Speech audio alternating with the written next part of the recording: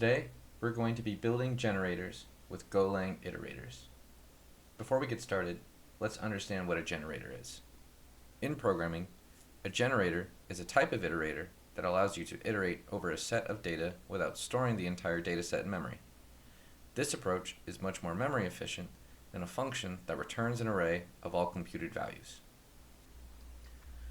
Before we look at the iterator feature as part of the 1.23 release of Go, let's demonstrate the concept of generators with channels.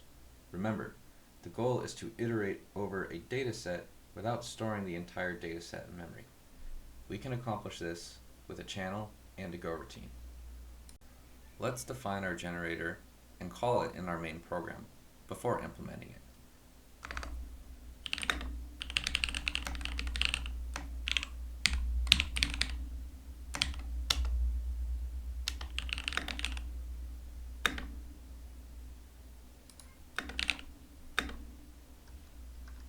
So we can say that our number generator returns a read-only channel of integers.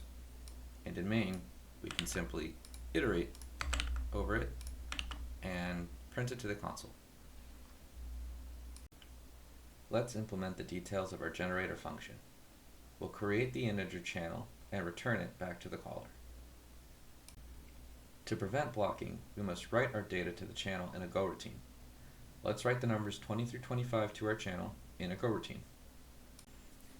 Lastly, we must close our channel once we have finished writing all of our data. Let's add some logs to help visualize what's going on in our program. With our logs added, we are now ready to run the program in our terminal.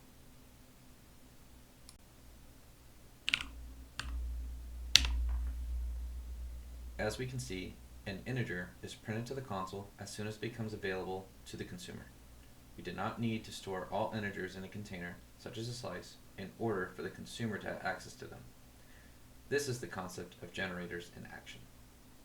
Let's build on this example further.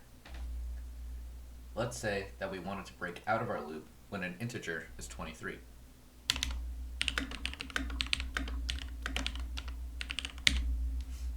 Why is this a problem? Pause the video and see if you can figure it out.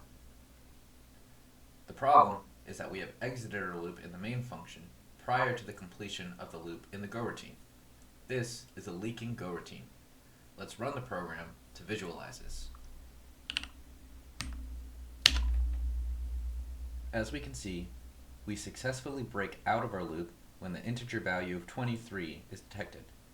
However, we can also see that we've lost our log, which indicates that our channel was closed. Our channel is now blocked, and the Go routine leaks.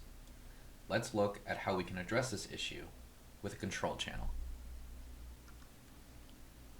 In order to ensure that our Go routine does not leak, we can provide our generator with a control channel.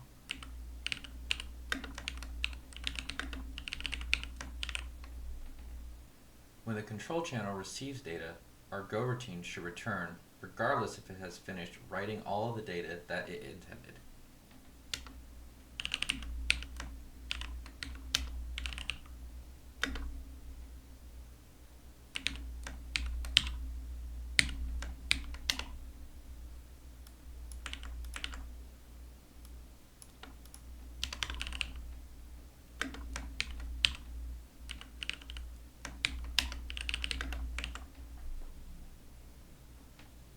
To avoid repeating code, we can close our channel in a deferred function.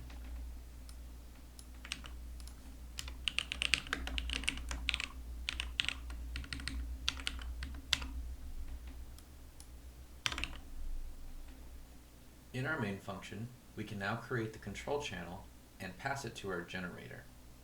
When we break out of our loop, we must remember to write to the control channel in order to prevent our Go routine from leaking.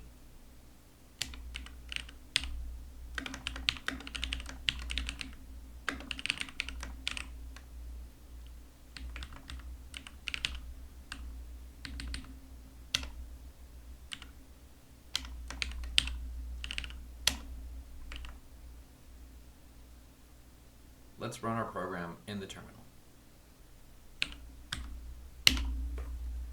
As we can see, our log for closing the channel is restored, and our go routine no longer leaks. Now, let's take a look at how we can implement this same program using Golang Iterators. For our generator, we know that we are expecting to handle a single integer value at a time. For this, we can use the iter.seek type as the return value of our function.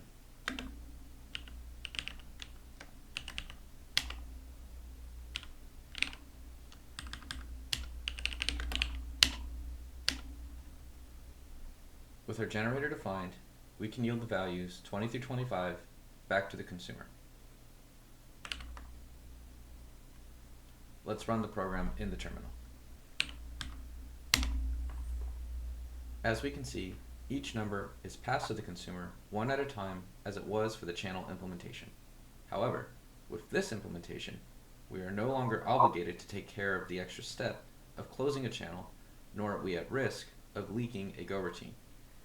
Let's examine how this yield function works.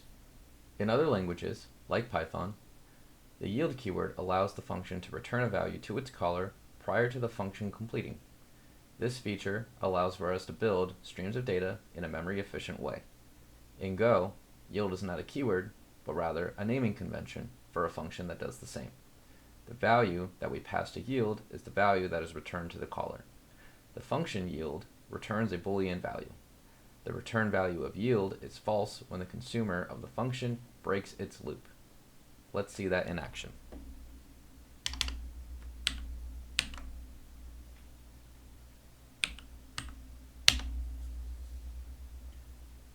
We now see a new log which indicates that our iterator is finished. We can see that this occurred after a value of 23 was received by the consumer. This is because the consumer has broken out of its loop. There is no need for manual cleanup like there was with channels. In the next video, we will be looking at a prime number generator which is implemented using this same technique. If this video has provided you with some value, be sure to like and subscribe to the channel. I'll see you in the next one.